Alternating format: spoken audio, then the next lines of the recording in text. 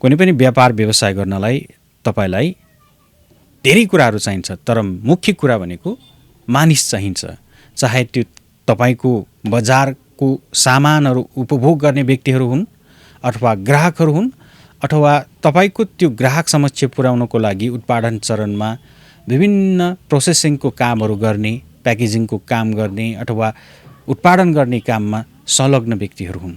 तपाईलाई मार्केटिङ गर्ने व्यक्ति नै किन नहोस्, थुप्रै व्यक्तिहरूको आवश्यकता पर्छ जसले तपाईलाई हेल्प गर्नुपर्छ। ती व्यक्तिहरू भएको खण्डमा र ती व्यक्तिहरू सक्षम भएको खण्डमा मात्रै तपाईले सफल उद्यम गर्न सक्नुहुन्छ। अर्थात् भन्न खोजेको नेटवर्किङ भएन भने नट वर्किङ हुन जान्छ। नेटवर्क र डु नट वर्कमा धेरै कुराहरूको तारतम्यता मिल्न सकेको खण्डमा मात्रै तपाईँ सफल उद्यमी बन्न सक्नुहुन्छ। अथवा तपाईसँग ग्रुप अफ पिपल हुनुपर्छ, थुप्रै व्यक्तिहरू हुनुपर्छ, जोडिनुपर्छ। एउटा स्कुल उदाहरणको लागि लिउँ, स्कुल खोल्नु भएको छ, तपाईँले त्यहाँ पढ्न आउने कोही भएनन् भने त्यहाँ त्यो स्कुल चल्ने सम्भावना कम हुन्छ। पसल खोल्नु भएको छ, त्यहाँ ग्राहक आउँदैनन् भने त्यो व्यापार व्यवसाय चल्दैन।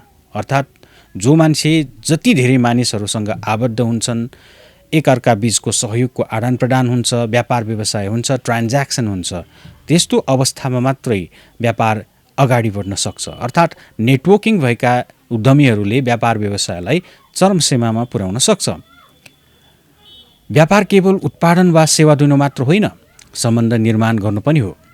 सफल उद्यमीले लगानीकर्ता, ग्राहक, साझेदार, आपूर्तिकर्तासँग दीर्घकालीन सम्बन्धहरू बनाउँछ। राम्रो संरचना क्षमताले ग्राहकलाई आफूतर्फ आकर्षित गर्न मद्दत गरिरहेको हुन्छ।